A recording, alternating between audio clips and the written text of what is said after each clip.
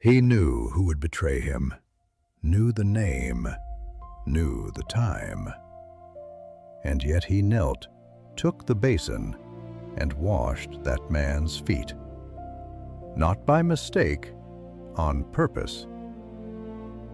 John's text is precise.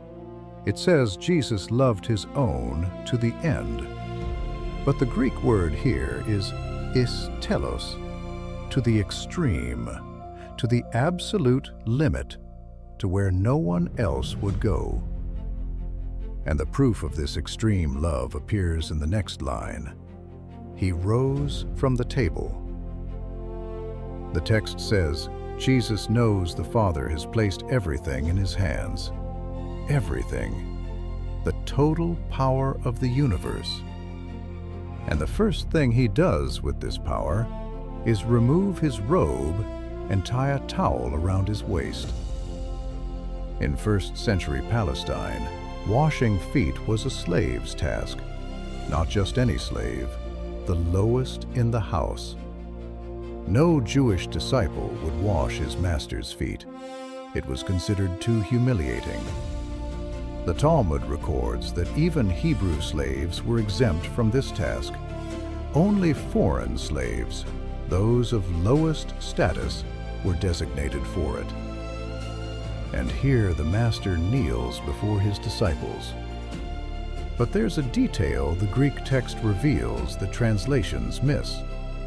When Jesus says that those who have bathed need only to wash their feet, he uses two different words.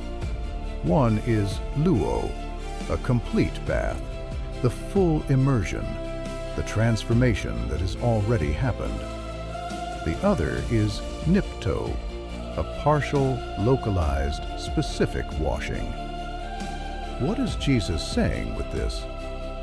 You have already bathed. You have been transformed by walking with me. But the feet, they collect the dust of the road, the dirt picked up from walking the world, stumbling on the same stones, stepping in the same mud.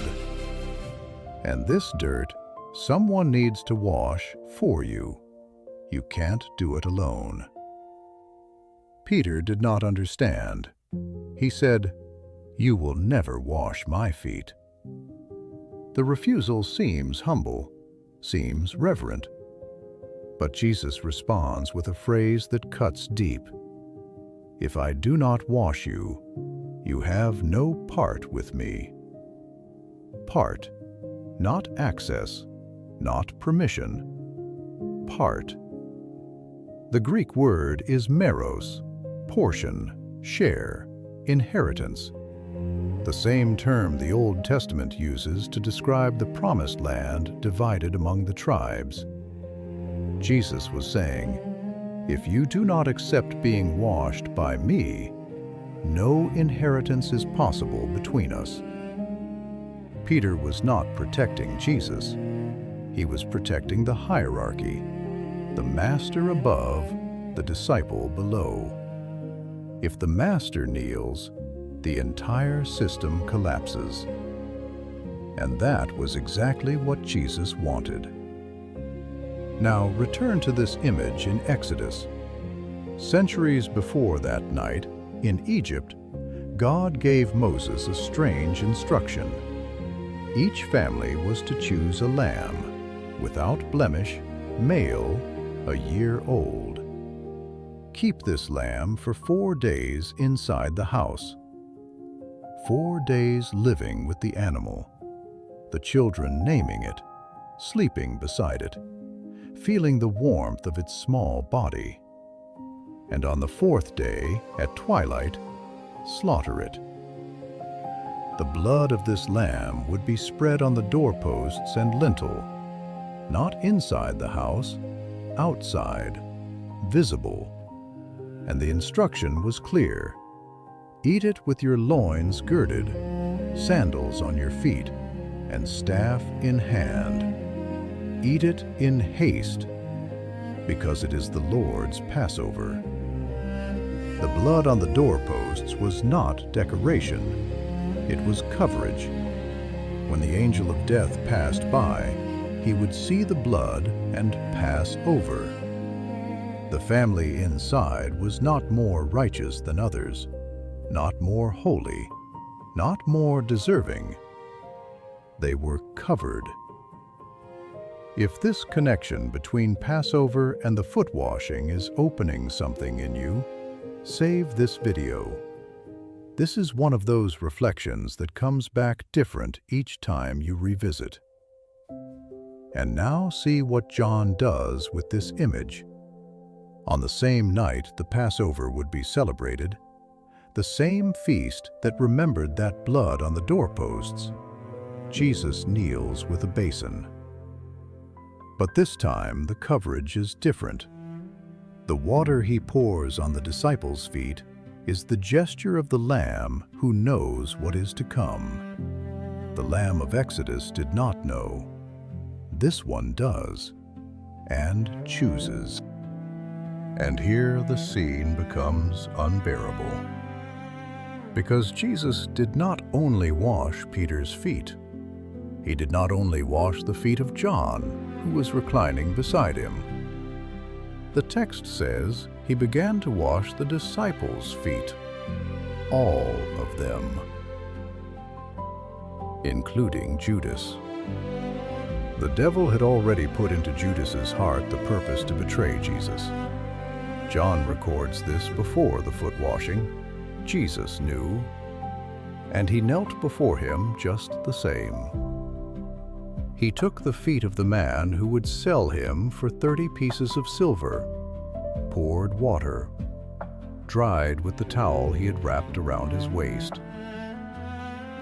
In Exodus, the blood covered those inside the house, covered the entire family, without asking who deserved it.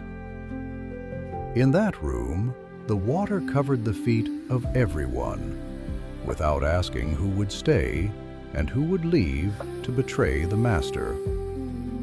The blood on the doorposts, the water on the feet, the blood on the cross. 3 gestures, one single Passover that spans centuries. True faith leaves a mark. Psalm 116 asks a question that seems simple.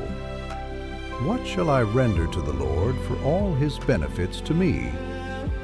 And the answer the psalmist gives is strange. He does not say, I will do more, I will try harder, I will be better.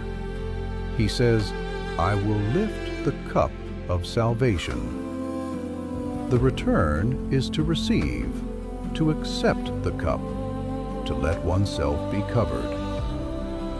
And then the psalm says something painful.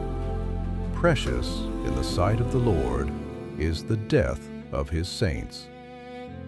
God feels the weight of every offering. The lamb that lies on the altar feels it. The master who kneels with the basin feels it. None of it was indifference. It was the price of the extreme. Jesus ends the foot washing with a phrase that sounds like instruction, but is something else. He says, I have given you an example that you should do as I have done to you. The Greek word for example here is hypodegma, a model shown by doing, not a concept, a demonstration, something understood when seen, not explained. He did not say, think about this. He said, do this. Wash one another's feet. Kneel before those who do not deserve it. Cover those who will fail you. Jesus did not wash Judas's feet by mistake. He washed them because Passover was never about deserving the coverage. Since Egypt, since the blood on the doorposts, the coverage came before the response. The lamb died before anyone proved they were worthy. The question that remains, and this is real, not rhetorical, is whose feet you would wash, before whom you would kneel, knowing this person will disappoint you. I want to read your answer. It doesn't have to be a name, it can be a word. But let this question come out of you. Psalm 116 has a detail almost no one notices. The psalmist says, "Behold, I am your servant, O Lord, but you have loosed my bonds." He is a servant and he is free, both things at once. Because the service born of love is not imprisonment. It is the only place where freedom makes sense. Jesus rose from the table, took off his robe, wrapped the towel, poured the water, and then he put the robe back on and sat down. The robe returned, but the gesture remained. It remained on the skin of each of those men. It remained in Peter's memory, who years later would write about serving one another with humility. It remained in the silence of Judas, who left that room with clean feet and a decided heart. Lord, teach us to kneel, not out of obligation, not for show, but because your Son showed us that true power reveals itself on its knees. Give us the courage to wash the feet of those who will disappoint us, and remind us every day that we were covered before we deserved anything. Amen. If this channel resonates with you, if this kind of reflection stays with you after the video ends, subscribe. This space exists for that. The water from that basin dried up 2,000 years ago, but the world's feet remain dirty. And the invitation remains the same. Someone must kneel first. True faith leaves a mark. This journey does not end here. The next step is already waiting for you on screen. Let's continue.